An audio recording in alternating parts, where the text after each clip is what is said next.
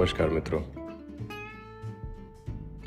આપણા જીવનમાં કેટલીક એવી વાતો હોય, કેટલાક એવા પ્રસંગો હોય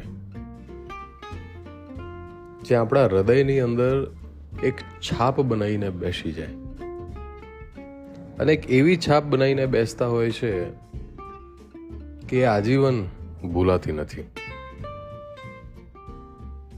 અને આ બધાની અંદર જે આપણું નાનપણ હોય એ તો ક્યારેય ના ભૂલાય. કેટલાક બાળકો એવા હોય કે જેમના નાનપણમાં કંઈક એવા પ્રસંગો આવી ગયા હોય, દુઃખદ પ્રસંગો કહેવાય એને, અણગમતા, એ પણ આવી જાય. કેટલાક સરસ મજાના રળિયામણા પ્રસંગો પણ હોય. આજે કેટલાક રળિયામણા પ્રસંગોની વાત કરીએ. બાળપણમાં જ્યારે સ્કૂલો પૂરી થાય, વેકેશન પડે, પછી એક હોય ઉનાળાનું વેકેશન અને એક હોય આપણું નાનું વેકેશન, જેને આપણે કહીએ દિવાળી વેકેશન. મને આજે પણ યાદ છે, 18 થી 19 દિવસનું વેકેશન પડે અથવા 20 દિવસનું, એકાદ રવિવાર આવી જાય તો. પણ એ 20 દિવસનું વેકેશન હોય નાનું, પણ જે આનંદ આવતો હોય છે, આજે 20 દિવસ ક્યાં નીકળી જતા હોય છે ખ્યાલ નથી. પણ એ સમયના જે 20 દિવસ હતા ને, બહુ લાંબા 20 દિવસ રહેતા હતા, મજા આવતી હતી. અને આપણે સૌ શું કરીએ? કાકા મામાના ઘરે જતા રહીએ, દાદીના ઘરે જતા રહીએ. અને એ આપણો ખરેખર એક સ્વર્ણ સમય કહેવાય. કારણ કે ત્યાં મમ્મીની કોઈ રોકટોક ના હોય, પપ્પાની કોઈ રોકટોક ના હોય.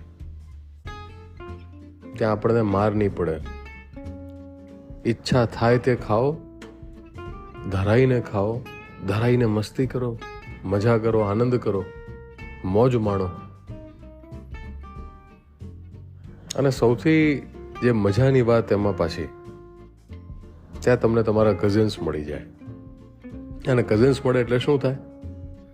ગેલ ગમ્મત, આનંદ, એક મહોત્સવ સર્જાઈ જાય. બસ આ જ મોમેન્ટ છે જે મારે જીવી લેવી છે. એ વખતે કોઈએ નહોતું કહ્યું, પણ આપણે તો જીવી લેતા હતા. કારણ કે એ વખતે ભાન નહોતું, બુદ્ધિ નથી, મેચ્યોરિટી નથી. અને બાળપણમાં તો જે જીવી નાખ્યું અને એ જે જીવી નાખ્યું ને, એ તમારું આજીવન તમને યાદ રહે. પત્તા રમી નાખ્યા, કોડીઓ રમી નાખી, શૂન ચોકડી રમી નાખી, સંતા કુકડી રમી નાખી. કેટલાક પાછા પેલી લંગડી રમે. અને આ સૌની અંદર આપણા કઝિન્સ જે હોય એ પાછું આપણને કંઈક ને કંઈક નવું શીખવાડે, નવી ગેમ્સ શીખવાડે. ક્રિકેટ રમવા જતા રહીએ, એમના નવા મિત્રોને મળીએ, નવા મિત્રો બનાવીએ.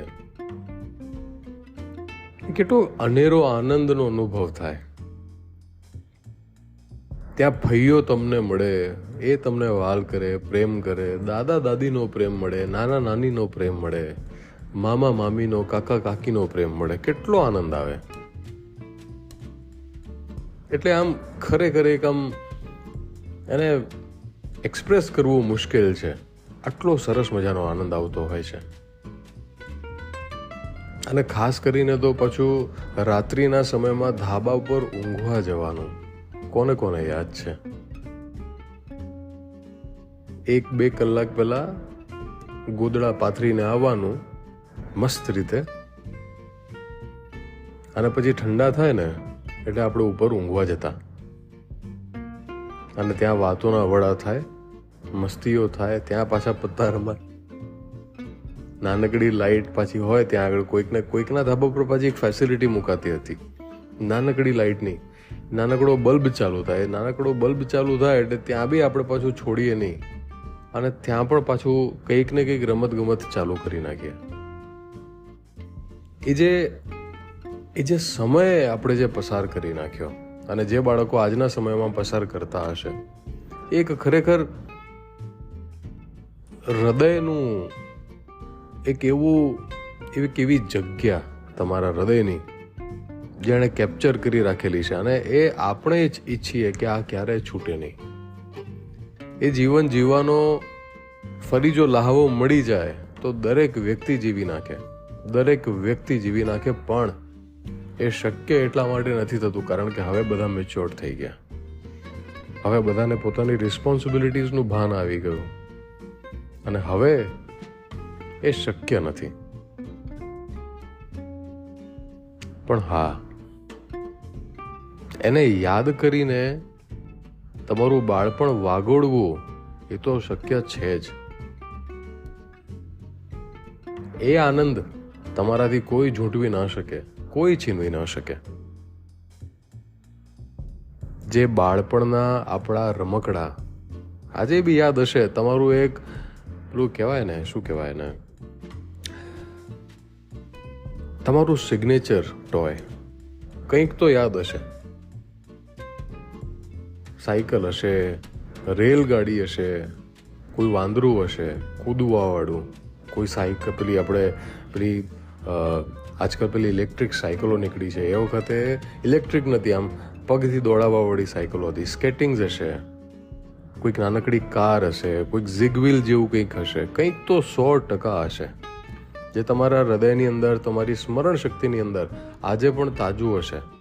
અને એ વખતે તમે વિચાર કરીને રાખેલું હશે કે મારે આ જોઈએ છે જ્યારે હું મોટો થઈશ કે હું મોટી થઈશ. એ યાદ કરજો.